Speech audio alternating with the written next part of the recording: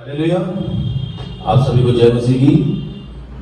मेरे प्रियो, परमेश्वर को हम धन्यवाद देते हैं कि परमेश्वर एक बार फिर आप सबके सामने लेके आया और एक नए संदेश के साथ में परमेश्वर आपके सामने लेके आता है। तो ये उस परमेश्वर की कृपा और उस परमेश्वर की दया है। हालेलुया। आइए हम देखते हैं यूहन्ना रचित सुसमाचार 6वां अध्याय, जहाँ यीशु मसीह ने एक अद्भुत काम किया। वो अद्भुत काम क्या था? यीशु ने 5 रोटी और 2 मछली के द्वारा एक अद्भुत काम किया। हालेलुया। यीशु 6वें अध्याय के अंदर, ये 6वां अध्याय एक बहुत गहरा अध्ययन है। इसी 6वें अध्याय के अंदर यीशु ने अपने बारे में खुल के जो बातें करी हैं, यीशु ने अपने बारे में बताया, मैं जीवन की रोटी हूं, अनेक बातें बताई और अनेकों भीड़ उसके पीछे में आई। मगर हम आज पूरा विषय नहीं, इतना समय नहीं है, हम पहले 6वां अध्याय उसकी 1 से अगर देखेंगे तो वहां एक बड़ी भीड़, यीशु जब तिबिरियास झील के पार गया तो एक बड़ी भीड़ उसके पीछे आई। और जब एक बड़ी भीड़ आई और यीशु पहाड़ पे जाके बैठ गया और यीशु ने जब अपनी आंखें उठाकर देखा, मेरे प्रियो, परमेश्वर, जिस परमेश्वर की आप भक्ति करते हो, जिस परमेश्वर की आप सत्संग में जाते हो, वो परमेश्वर आपको देखता है। कोई देखे ना देखे, वो स्वर्ग में विराजमान परमेश्वर आपको देख रहा है। कई बार ऐसा लगता है हमें कोई नहीं देख रहा, हमारी तरफ में कोई ध्यान नहीं दे रहा, हमारे अपने नहीं ध्यान दे रहे, हमारे माता पिता ध्यान नहीं दे रहे, हमारे बच्चे हमारे को ध्यान नहीं दे रहे, हमारे रिश्तेदार ध्यान नहीं दे रहे। मेरे प्रियो, कोई ध्यान दे ना दे, कोई आपको देखे ना देखे, वो स्वर्ग में विराजमान परमेश्वर आपको देखता है। वहां लिखा हुआ है, यीशु ने एक बड़ी भीड़ को देखा। लूका रचित सुसमाचार 7वां अध्याय में अगर आप पढ़ोगे, एक विधवा का एक ही पुत्र है, वो पुत्र मर गया, मगर यीशु ने वहां लिखा है, देखा, देखा। हमारी लाचारी, हमारी बेबसी को परमेश्वर देखता है। वहां पे भी देखा, एक बड़ी भीड़ को देखा और भीड़ को देखकर परमेश्वर का मन तरस से भर गया। और क्या देखता है? ये लोग लगातार मेरा वचन सुन रहे, 3 दिन से संदेश सुन रहे हैं। अब ये संदेश सुन के जब हम अपने घर को जाएंगे तो कहीं ऐसा ना हो ये शारीरिक कमजोरी के मारे कहीं गिर ना जाए। प्रियो, यीशु 2 तरीके के भोजन देते थे।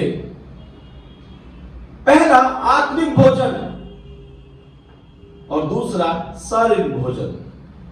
पहले उन्होंने वहां आत्मिक भोजन दिया और उन लोगों ने 3 दिन तक लगातार परमेश्वर से उस आत्मिक भोजन को प्राप्त किया और आत्मा को बलवंत किया।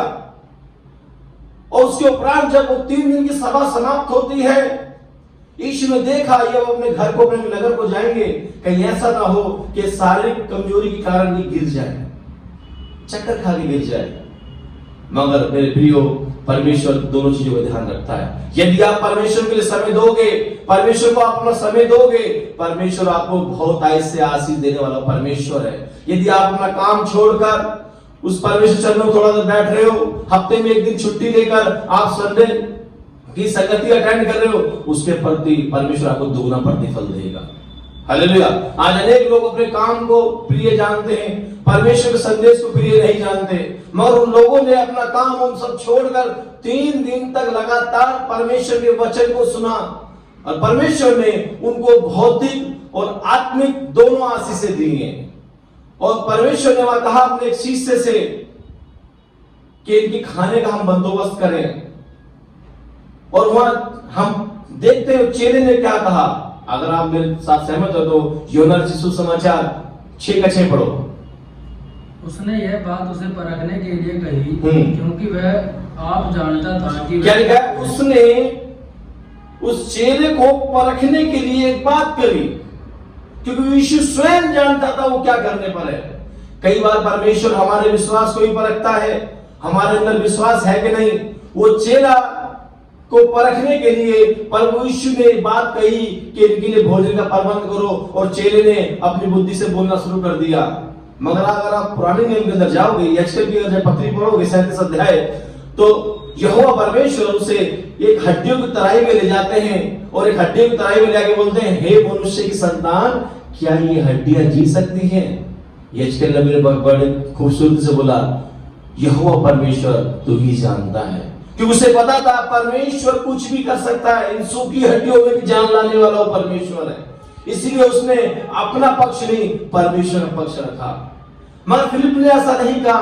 फिलिप ने कहा इतनी रोटी पूरी ना होगी, इतनी रोटी पूरी ना होगी। मगर एक वहां एक बच्चा है, उस बच्चे के हाथ में 5 रोटी और 2 मछली है। और वहां पे एक शिष्य और है, अंद्रयास ने बताया, गुरुजी इस सभा के अंदर एक छोटा बच्चा है जिसके पास में 5 रोटी और 2 मछली है। उस बच्चे को पास बुलाया गया और यीशु ने जब 5 रोटी और 2 मछली ली और अपने शिष्य को आज्ञा दी थी, सबको बातें बातें बिठा दो, सबको बिठा दो। चेले आश्चर्य में पड़ गए कि गुरुजी कर क्या रहे हैं, रोटी तो 5 ही है, एक टुकड़ा भी किसी के हिस्से में नहीं आएगा। विश्वास की बातें बाप ऐसी लगती हैं, विश्वास की बातें ऐसी लगती हैं। उन्होंने गुरु का फरमान करना पड़ेगा। उन्होंने ये नहीं पूछा गुरुजी सब्जी लेने कौन गया हुआ है, हलवाई साहब कहां गए, कुछ नहीं पूछा। उन्होंने सिर्फ मन के अंदर विचार करने लगे, परंतु सबको पाती पाती बिठा दिया। और यीशु ने उन 5 रोटियों को और 2 मछलियों को धन्यवाद के साथ में जब तोड़ा, तोड़ते ही वो रोटी एक आशीष में बदल गई। उसी प्रकार से परमेश्वर जब हमें तोड़ता है, उसके बाद हमारा जीवन एक आशीष का जीवन होता है। जब तक हम टूटेंगे नहीं, हम आशीष नहीं बनेंगे। मेरे प्रियो, परमेश्वर पहले हमें आशीष देता है, बाद में तोड़ता है। तोड़ने के बाद में हमारा जीवन एक आशीष का जीवन और चमत्कार का जीवन होता है। उन रोटियों को जब यीशु ने आशीष करके तोड़ा, वो रोटी एक आशीष और चमत्कार में बदल गई और वहां 5000 से अधिक लोगों ने खाकर तृप्त हुए। जब तक उस बच्चे के हाथ में रोटी थी, वो 5 ही रोटी 2 मछली थी। मगर जैसी वो रोटी 5 और 2 मछली यीशु के हाथ में आई, वो रोटी आशीष में बदली। उसी प्रकार से जब तक हम अपना जीवन खुद ही जिएंगे ना, हमारा जीवन ऐसी फेलवर जीवन होगा। मगर जितनी जीवन उस परमेश्वर के हाथ में देंगे, उसी दिन से जीवन एक आशीष में जीवन होगा। यूहन्ना सुसमाचार 10 के 28 में लिखा है, और मैं उन्हें अनंत जीवन देता हूं, कोई मेरे हाथ से उन्हें छीन नहीं सकता। उसी प्रकार जब हम अपना जीवन उस परमेश्वर के हाथ में देंगे, हमारा जीवन एक आशीष में जीवन होगा। हम चमत्कार में बदल जाएंगे। हमें अपना जीवन उस परमेश्वर को देना होगा। हालेलुया। आइए सब लोग अपने आप को उस परमेश्वर से करें कि प्रभु जी मैं अपना जीवन तुझे देता हूं, मेरे जीवन को आप आशीष में बदल दे परमेश्वर। जैसे आपने 5 रोटी 2 मछली को आशीष में बदला, उसी प्रकार से मेरे जीवन को भी आप आशीष में बदले परमेश्वर। धन्यवाद यीशु, प्यारे पिता आपका धन्यवाद करते हैं। जितने श्रोता सुन रहे परमेश्वर, हर एक के जीवन के अंदर आप आशीष कीजिए परमेश्वर। जैसे आपने 5 रोटी और 2 मछली के द्वारा आप एक अद्भुत काम किया, उसी प्रकार से हर एक सुनने वाले के जीवन के अंदर आप अद्भुत काम कीजिए परमेश्वर। इनका जीवन एक आशीषमय का जीवन बने, इनका जीवन एक चमत्कारी जीवन बने परमेश्वर। आपने प्रिय पुत्र यीशु मसीह के नाम से